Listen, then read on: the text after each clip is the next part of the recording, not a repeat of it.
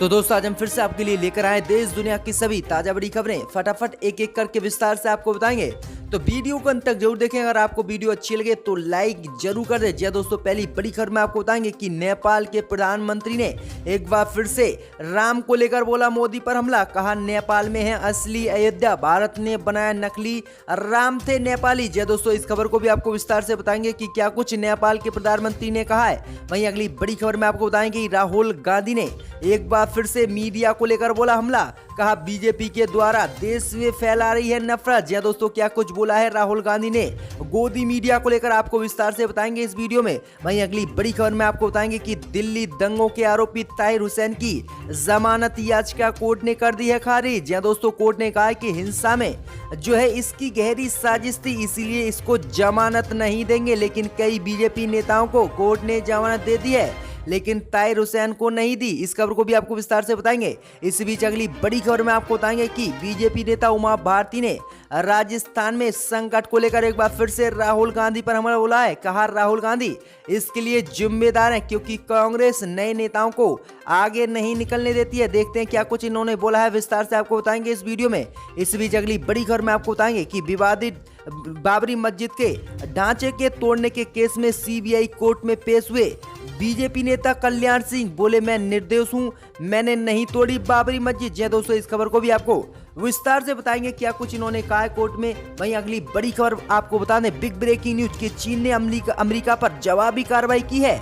वहीं अब कोई भी अमेरिकी जो है चीन में नहीं आ सकता। वीजा प्रतिबंध चीन ने आज लगा दिया अमेरिका पर, तो अमेरिका को यह तगड़ा झटका आज चीन ने दिया है। इस खबर को भी विस्तार से आपको बताएंगे। वहीं तबलीगी जमात से जुड़ी खबर भी एक आ रही है, इसको भी आपको बताएंगे। इस बीच अगली बड़ी खबर में आपको बताएंगे कि राजस्थानी सियासी संकट को लेकर रणदीप सुरजेवाला बोले सचिन पायलट के लिए खुले हुए हैं कांग्रेस के दरवाजे।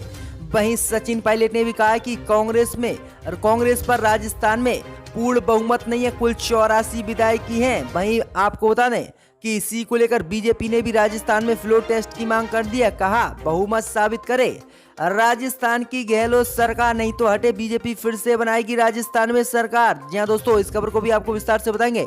इस बीच अगली बड़ी खबर जो बिग ब्रेकिंग न्यूज सामने निकल कर आ रही है कि विकास दुबे ने किए हैं नए खुलासे। 1 दर्जन से अधिक बीजेपी मंत्रियों से था सीधा संबंध विकास दुबे का। जी हां दोस्तों, आपको बता दें इसीलिए विकास दुबे का एनकाउंटर किया गया है, क्योंकि नया खुलासा हुआ है कि 1 दर्जन से अधिक बीजेपी मंत्री विकास दुबे के समर्थन में थे और उसका काम करते थे। जी हां दोस्तों, इस खबर को भी आपको विस्तार से बताएंगे क्या कुछ नए खुलासे हुए हैं। भैया आपको बता दें कि राजस्थान के सियासी संकट के बाद जो है महाराष्ट्र में भी सियासी संकट लहराया। शरद पवार और उद्धव ठाकरे ने की बैठक। कहा यहां पर भी सरकार गिराने की कोशिश कर रही है बीजेपी, लेकिन यहां पर ठाकरे सरकार 5 साल का पूरा कार्यकाल पूरा करेगी, नहीं गिरने देंगे सरकार। जी हां दोस्तों, इस खबर को भी विस्तार से आपको बताएंगे। अब वहीं अमरनाथ यात्रा को लेकर सुप्रीम कोर्ट ने हरी झंडी दे दी है। कहा इस पर हम रोक नहीं लगा सकते। तो दोस्तों, टिकटॉक को लेकर भी काफी बड़ी अपडेट आ रही है, तो इन सभी खबरों को विस्तार से आपको बताएंगे, तो वीडियो को अंत तक जरूर देखें। इसी बीच बढ़ते दोस्तों पहली बड़ी खबर की ओर, तो नेपाल के प्रधानमंत्री केपी शर्मा ओली ने एक बार फिर से दिया विवादित बयान। कहा भगवान राम है नेपाली, असली अयोध्या है नेपाल में नकली अयोध्या भारत ने बनाकर खड़ी कर रखी है। जी दोस्तों, आपको बता दिए काफी बड़ी खबर सामने निकल कर आ रही है कि अयोध्या और राम को लेकर एक बार फिर से नेपाल के प्रधानमंत्री ने जो है मोदी पर हमला बोला है। जी दोस्तों, आपको बता दें कि नेपाल के प्रधानमंत्री ने आज बड़ा दावा करते हुए कहा कि भारत अपने यहाँ फर्जी अयोध्या बनाकर संस्कृति और ऐतिहासिक तथ्यों से छेड़छाड़ कर रहा है। वहीं नेपाल के प्रधानमंत्री केपी शर्मा ओली ने दावा किया है कि असली अयोध्या नेपाल के वीरगंज के एक गांव में स्थित है, ना कि भारत में। वहीं नेपाल के प्रधानमंत्री केपी शर्मा ओली ने आगे मोदी सरकार पर हमला बोलते हुए कहा कि हमने जनकपुर में जन्मी सीता का विवाह किसी भारतीय राजा के साथ नहीं किया था, बल्कि सीता का विवाह भारत में नहीं अयोध्या के राम से हुआ था, जो कि नेपाल में है। वहीं ओली ने कहा कि इतनी दूर से कोई राजा कैसे सीता से विवाह करने के लिए जनकपुर आ सकता है, क्योंकि उस समय संचार और परिवहन के साधन भी नहीं थे। आगे केपी शर्मा ओली ने कहा कि उनकी अयोध्या को लेकर काफी विवाद है, जबकि हमारी अयोध्या थोड़ी गांव में है जिसको लेकर कोई भी विवाद नहीं है। वहीं ओली ने दावा किया है कि विज्ञान और ज्ञान का विकास नेपाल में हुआ है। तो ये काफी बड़ा दावा किया है नेपाल के प्रधानमंत्री ने कि असली अयोध्या नेपाल में है, नकली अयोध्या भारत ने बना रखी है। तो ये काफी बड़े दावे आज किए हैं। देखते हैं आगे भारत की तरफ से क्या प्रतिक्रिया आती है इस बयान को लेकर। इसी बीच बढ़ते दोस्तों अगली बड़ी खबर की ओर। तो राहुल गांधी ने मीडिया को लेकर मोदी सरकार पर बोला हमला, कहा फांसीवादियों के हाथ में है न्यूज मीडिया, नफरत फैलाकर देश को कर रहे हैं कमजोर। जय दोस्तों आपको बता दें कि कांग्रेस सांसद राहुल गांधी ने एक बार फिर से भारतीय न्यूज मीडिया को लेकर मोदी सरकार पर निशाना साधा है। जय दोस्तों आपको बता दें कि राहुल गांधी ने कहा कि भारत के न्यूज मीडिया का ज्यादातर हिस्सा फांसीवादियों के हाथों में है और नफरत फैलाने का काम भारत में कर रहा है। राहुल गांधी ने कहा कि वो अब वीडियो के जरिए लोगों के साथ अपने विचार रखेंगे। राहुल गांधी ने ट्वीट कर ये बात कही है। वहीं राहुल गांधी ने शाम को ट्वीट कर लिखा कि आज के समय में भारतीय न्यूज मीडिया का बड़ा हिस्सा बीजेपी ताकत के हाथ में और उनके हितों के लिए काम कर रहा है। लगातार देश में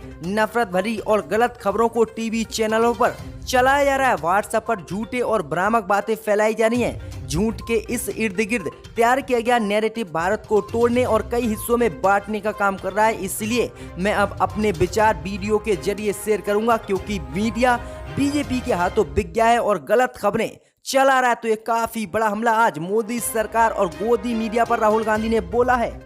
इसी बीच बढ़ते दोस्तों अगली बड़ी खबर की ओर, जो बिग ब्रेकिंग न्यूज सामने निकल कर आ रही है कि दिल्ली दंगों के आरोपी ताहिर हुसैन की जमानत याचिका खारिज। कोर्ट ने कहा कि हिंसा में थी ताहिर हुसैन की गहरी साजिश नहीं दे सकते जमानत। जी दोस्तों आपको बता दें ये काफी बड़ी खबर सामने निकल कर आ रही है कि दिल्ली की कटकटुमा कोर्ट ने दिल्ली हिंसा के दौरान आईबी के अधिकारी अंकित शर्मा हत्याकांड में आम आदमी पार्टी के निलंबित पार्षद ताहिर हुसैन की जमानत याचिका खारिज कर दी है। कोर्ट ने जमानत याचिका खारिज करते हुए कहा है कि दिल्ली दंगों के दौरान ताहिर हुसैन की गहरी साजिश थी, इसी को लेकर इसे जमानत नहीं दी जा सकती क्योंकि ये फिर से दंगा ना करा दे। वहीं आपको बता दें कि और भी कई हिंदू नेताओं को कोर्ट ने जमानत दी थी, लेकिन ताहिर हुसैन को जमानत नहीं दी। तो ये काफी बड़ा झटका ताहिर हुसैन को लगा है। वहीं दिल्ली हिंसा के दौरान ताहिर हुसैन की छत से कई तरह के हथियार भी निकले थे, जिसके बाद ताहिर हुसैन उस दिन से अभी तक जेल में ही बंद है। इसी बीच बढ़ते दोस्तों अगली बड़ी खबर की ओर, तो राजस्थान में कांग्रेस की राजनीति को लेकर बीजेपी नेता उमा भारती ने राहुल गांधी पर साधा निशाना, कहा राहुल गांधी हैं इसके लिए जिम्मेदार। जय दोस्तों आपको बता दें कि राजस्थान और मध्य प्रदेश के सियासी घटनाक्रम को लेकर बीजेपी नेता उमा भारती ने कांग्रेस नेता राहुल गांधी को जिम्मेदार ठहराया है। जय दोस्तों आपको बता दें कि बीजेपी नेता उमा भारती ने कहा कि राजस्थान में जो कुछ घट रहा है और मध्य प्रदेश में जो कुछ घटा है इसके लिए पूरी तरह से राहुल गांधी जिम्मेदार हैं। वहीं उमा भारती ने कहा कि राहुल गांधी कांग्रेस पार्टी के भीतर युवा नेताओं को बढ़ाने का मौका नहीं देते हैं। उन्होंने कहा कि राहुल को डर है कि कहीं ज्योतिरादित्य सिंधिया और सचिन पायलट जैसे पढ़े लिखे और काबिल नेता उच्च पदों पर न आ जाए, जिससे उन्हें पीछे कर दिया जाएगा। इसी कारण ये उनके साथ कांग्रेस पार्टी में रहकर अत्याचार करते हैं और उन्हें आगे नहीं निकलने देते हैं। तो ये राहुल गांधी पर गंभीर आरोप बीजेपी मंत्री उमा भारती ने लगाया है। बड़ी खबर की ओर, तो बाबरी मस्जिद को तोड़ने के केस में सीबीआई कोर्ट में पेश हुए कल्याण सिंह बोले मैं हूं निर्दोष, कांग्रेस ने मुझे बदले की भावना से फंसाया। जय दोस्तों आपको बता दें कि अयोध्या में बाबरी मस्जिद के ढांचा तोड़ने के मामले में उत्तर प्रदेश के पूर्व मुख्यमंत्री व बीजेपी नेता कल्याण सिंह लखनऊ की स्पेशल सीबीआई कोर्ट में पेश हुए। इस दौरान तत्कालीन मुख्यमंत्री कल्याण सिंह ने कहा कि मैं निर्दोष हूं और मुझे राजनीतिक बदले की भावना से कांग्रेस ने इस जाल में फंसाया था। वहीं आपको बता दें कि लखनऊ में बाबरी मस्जिद के विवादित ढांचे मामले में स्पेशल सीबीआई कोर्ट में पूर्व मुख्यमंत्री और राज्यपाल कल्याण सिंह की सुनवाई हुई थी। कल्याण सिंह से लगभग 3 घंटे तक पूछताछ की गई थी। वही 3 घंटे के बाद जब कल्याण सिंह बीजेपी नेता बाहर निकले तो उन्होंने खुद को निर्दोष बताया और कहा उस समय केंद्र में कांग्रेस की सरकार थी और कांग्रेस ने बदले की भावना से मेरे खिलाफ कार्रवाई की। जबकि मैं मुख्यमंत्री था तब मैंने कड़े पुख्ता इंतजाम किए थे सुरक्षा के, जिससे कि बाबरी मस्जिद को नहीं तोड़ा जा सके। लेकिन इस वजह से बदले की भावना से बाबरी मस्जिद तोड़ने के मामले में मुझे जबरदस्ती घूसा गया था और मेरे खिलाफ केस कांग्रेस ने चलवाए हैं, लेकिन मैं निर्दोष हूं। तो ये काफी बड़ा बयान उन्होंने दिया है। देखते हैं आगे कोर्ट क्या फैसला सुनाएगा आखिरी अपना। इसी बीच बढ़ते दोस्तों अगली बड़ी खबर की ओर। तो विकास दुबे एनकाउंटर को लेकर नया खुलासा, कई दर्जन मंत्रियों के साथ सीधे थे संपर्क। यूपीएसटीएफ ने जांच में आज किए हैं बड़े दावे। जहां दोस्तों आपको बता दिए काफी बड़ी खबर सामने निकल कर आ रही है कि विकास दुबे एनकाउंटर के होने के बाद कई राज्य दफन हो गए। अब इसी को लेकर एसटीएफ ने जांच भी शुरू कर दी है और आज एसटीएफ ने उसके फोन और कॉल डिटेल्स की रिपोर्ट बारीकी से जांच की है, जिसमें कई जानकारी मिली है और कई बड़े खुलासे हुए हैं कि विकास दुबे का 1 दर्जन से ज्यादा मंत्रियों के साथ संपर्क था जो अलग अलग राज्यों में स्थित हैं। इसके अलावा कुछ उद्योगपति के भी नंबर विकास दुबे की कॉल डिटेल्स में मिले हैं। इसी में पुलिस को एक मध्य प्रदेश के बड़े नेता का भी नंबर मिला है जो बीजेपी का बताया जा रहा है। जब एसटीएफ ने इस नंबर की पड़ताल शुरू की तो ये भी जानकारी मिली है कि उस नेता के यहाँ विकास दुबे की बेरोक टोक एंट्री थी। नेता को ग्रामीण इलाकों में अपना परचम काम करना था, इसके लिए वह विकास दुबे की मदद भी ले रहा था। हालांकि नाम ज्यादा बड़ा होने के कारण एसटीएफ ने अभी इसकी फुल जानकारी नहीं दी है। तो ये काफी बड़े खुलासे हुए हैं कि कई बीजेपी नेता इसमें संलिप्त पाए गए हैं, जिसके बाद ही इसका एनकाउंटर किया गया था। तो ये काफी बड़ी अपडेट है। इसी बीच बढ़ते दोस्तों अगली बड़ी खबर की ओर। तो राजस्थान में सियासी संकट पर बोले सुरजेवाला, सचिन पायलट के लिए खुले हुए हैं कांग्रेस के विधायक। जहां दोस्तों आपको बता दें कि राजस्थान में चल रही सियासी ड्रामेबाजी के बीच कांग्रेस के राष्ट्रीय प्रवक्ता रणदीप सुरजेवाला ने कहा है कि सचिन पायलट और उनके समर्थन विधायकों के लिए कांग्रेस का दरवाजा खुले हुए हैं। अगर उन्हें पार्टी में किसी प्रकार की दिक्कत है तो वह पार्टी के वरिष्ठ नेता राहुल गांधी, प्रियंका गांधी और मुझसे चर्चा करें। हम इस बात उनकी बात को मानेंगे। वहीं आपको बता दें कि सुरजेवाला ने कहा कि आपसी वैचारिक मतभेद हो सकते हैं, किंतु सचिन पायलट के कारण अगर कोई सरकार को संकट होता है तो उन्हें ऐसा नहीं करना चाहिए। वहीं रणदीप सुरजेवाला ने कहा कि मोदी सरकार द्वारा राज्य के कई नेताओं पर आयकर, ईडी और सीबीआई छापे डलवाकर जो हथकंडे बीजेपी की तरफ से अपनाए जा रहे हैं, इससे ये स्पष्ट होता है कि कांग्रेस की सरकार राजस्थान में नहीं गिरने वाली है। वहीं कितने भी विधायकों को खरीद ले फिर भी कांग्रेस की सरकार राजस्थान में रहेगी। वहीं आपको बता दें कि विधायक दल की बैठक में कांग्रेस ने 106 विधायकों की मौजूदगी का दावा किया है और कहा है कि हमारे पास पूर्ण विधायक हैं और विधायक दल की बैठक में उनके 106 विधायक आए हैं।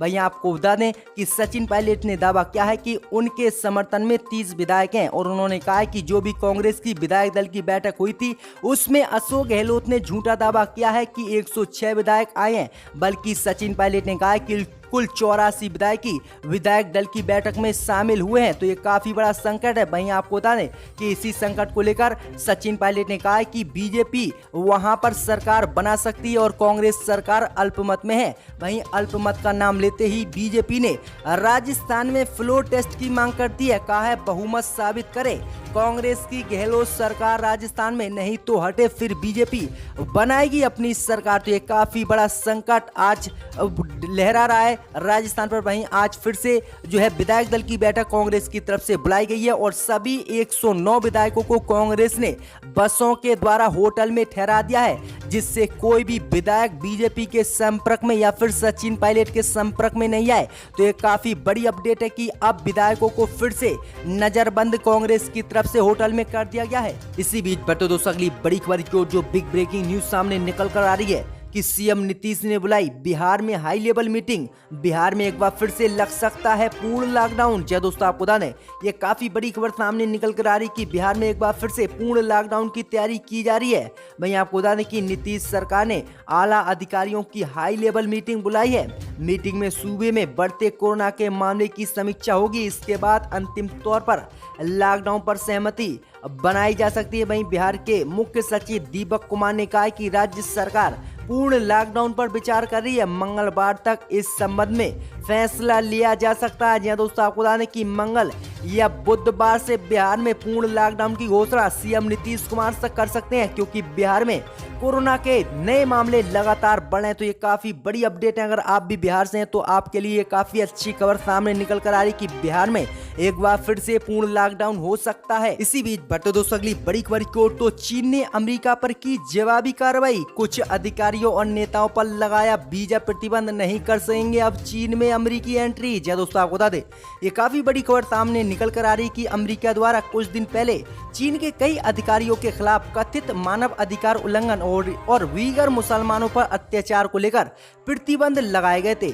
जिसके बाद आज चीन ने जवाबी कार्रवाई करते हुए कुछ अमेरिकी शीर्ष अधिकारियों और नेताओं पर भी वीजा प्रतिबंध लगा दिया है, जिसके बाद ये चीन ने अमेरिका को करारा जवाब दिया है। वहीं आपको बता दें कि चीन के विदेश मंत्रालय ने कहा है कि अमेरिकी अधिकारियों व नेताओं का आचरण और उइगर मुस्लिम बहुल प्रांत शिनजियांग के कुछ अधिकारियों के खिलाफ जिस तरह से अमेरिका ने चीन पर वीजा प्रतिबंध लगाया था, इसी को लेकर अब चीन ने ये जवाबी कार्रवाई अमेरिका के खिलाफ की है और अमेरिका के भी कई अधिकारी और नेताओं पर चीन ने भी वीजा प्रतिबंध लगा दिया। तो ये काफी बड़ी कार्रवाई दोनों देशों के बीच हुई है। इसी बीच बढ़ते दोस्तों अगली बड़ी खबर की ओर, तो राजस्थान में सियासी संकट के बाद महाराष्ट्र में शरद पवार ने किया बड़ा खुलासा, कहा बीजेपी महाराष्ट्र में भी गिराना चाहती है उद्धव ठाकरे सरकार। जी दोस्तों आपको बता दें कि एनसीपी अध्यक्ष शरद पवार ने आज बड़ा बयान दिया है कि महाराष्ट्र में भी सरकार बनाने के लिए 2014 में भाजपा को बाहर से समर्थन देने की उनकी पेशकश एक राजनीतिक चाल थी, जिसका मकसद शिवसेना को उसके उस समय के सहयोगी दल से दूर रखना था। जी दोस्तों आपको बता दें कि शरद पवार ने कहा है कि जो संकट राजस्थान में इस समय कांग्रेस पर छा रहा है और वहां पर बीजेपी सरकार गिराने की कोशिश कर रही है, वहीं संकट अब महाराष्ट्र में भी छा रहा है और उन्होंने आरोप लगाया कि भाजपा महाराष्ट्र में भी शिवसेना की गठबंधन वाली सरकार को गिराने में लगी हुई है। तो ये काफी बड़ा उन्होंने सवाल किया है। इसी को देखते हुए एनसीपी प्रमुख शरद पवार ने उद्धव ठाकरे से मुलाकात भी की है कि कहीं पर बीजेपी शिवसेना की सरकार भी महाराष्ट्र में ना गिरा दे। तो ये काफी बड़ी अपडेट है कि राजस्थान के बाद अब महाराष्ट्र में भी सरकार गिराने की कवायद में बीजेपी तेज हो गई है। इसी बीच बढ़ते दोस्तों अगली बड़ी खबर की ओर, तो योगी सरकार के वीकेंड लॉकडाउन को लेकर प्रियंका गांधी ने साधा निशाना। जी दोस्तों आपको बता दें कि उत्तर प्रदेश में प्रतिदिन बड़ी संख्या में कोरोना संक्रमण के मामले आ रहे हैं और इसी की रोकथाम के लिए योगी सरकार ने हर सप्ताह 2 दिन का लॉकडाउन लगाने की घोषणा की है, जिसके बाद सोमवार को कांग्रेस महासचिव प्रियंका गांधी ने प्रदेश की योगी सरकार के इस फैसले पर सवाल खड़े करते हुए ट्वीट किया है। जी दोस्तों आपको बता दें प्रियंका गांधी ने बढ़ते संक्रमण की ओर इशारा करते हुए लिखा कि लॉकडाउन के वीकेंड बेबी पैक का लॉजिक अब तक किसी को समझ नहीं आया है। प्रियंका गांधी ने लिखा कि प्रदेश की योगी सरकार द्वारा कोरोना के खिलाफ लड़ाई में अपनी असफलता छुपाने के लिए खिलवाड़ किया जा रहा है। इसके साथ ही उन्होंने बीते दिनों में प्रदेश में कोरोना संक्रमण के आंकड़े भी साझा किए। उन्होंने कहा कि योगी सरकार ने एक हफ्ते में 2 दिन का लॉकडाउन लागू किया है, इससे क्या कोरोना महामारी रुक सकती है? अगर उन्हें कोरोना महामारी रोकना ही है तो पूर्ण लॉकडाउन 1 महीने के लिए किया जाना चाहिए। तो ये काफी बड़ी बात उन्होंने कही है। इसी बीच बढ़ते दोस्तों अगली बड़ी खबर की ओर, तो सेना के जवानों के सोशल मीडिया ऐप के इस्तेमाल पर रोक के मोदी सरकार के फैसले के खिलाफ हाई कोर्ट में डाली गई याचिका। जय दोस्तों आपको बता दें कि सेना के अफसरों और जवानों के लिए सोशल मीडिया पर पाबंदी लगाने के मोदी सरकार के फैसले को दिल्ली हाई कोर्ट में चुनौती दी गई है। सेना के एक रिटायर अफसर ने हाई कोर्ट में याचिका दाखिल की है कि मंगलवार को दिल्ली हाई कोर्ट इस मसले की सुनवाई करे। जी हाँ दोस्तों आपको बता दें कि 8 जुलाई को भारतीय सेना ने जवानों को फेसबुक, इंस्टाग्राम, ट्विटर समेत 89 ऐप को अपने मोबाइल से डिलीट करने के निर्देश दिए थे और कहा था कि अगर कोई भी इन ऐप को यूज करता है तो उसके खिलाफ कड़ी कार्रवाई की जाएगी। वहीं हाल ही में चीन के साथ सीमा गतिरोध के बीच ये फैसला मोदी सरकार ने लिया था, लेकिन इस फैसले को लेकर अब हाई कोर्ट में याचिका डाली गई है कि आखिरकार इतने दिनों से सभी जवान इसका उपयोग करते, लेकिन अचानक मोदी सरकार के आने के बाद आखिरकार जवानों पर ऐप इस्तेमाल पर पाबंदी क्यों लगाई गई है। तो इसी बीच बढ़ते दोस्तों अगली बड़ी खबर कोर्ट, तो अमरनाथ यात्रा को सुप्रीम कोर्ट ने दी हरी झंडी। सुप्रीम कोर्ट बोला हम नहीं लगा सकते इस पर रोक। जय दोस्तों आपको बता दें कि सुप्रीम कोर्ट ने कोरोना महामारी के कारण इस साल वार्षिक अमरनाथ यात्रा पर रोक लगाने संबंधित याचिका की सुनवाई सोमवार से करते हुए इनकार कर दिया। सुप्रीम कोर्ट ने कहा कि हम जिला प्रशासन के काम में दखल नहीं दे सकते। वहीं आपको बता दें कि सुप्रीम कोर्ट ने साफ कह दिया है कि हम इस याचिका को खारिज करते हुए कहते हैं कि हम अमरनाथ यात्रा पर रोक नहीं लगा सकते, जबकि सुप्रीम कोर्ट हर किसी मामले में रोक लगाता है, लेकिन इस पर रोक लगाने से सुप्रीम कोर्ट ने साफ इनकार कर दिया कि ये राज्य सरकार और जिला प्रशासन का काम है कि उससे रोक लगानी है या नहीं।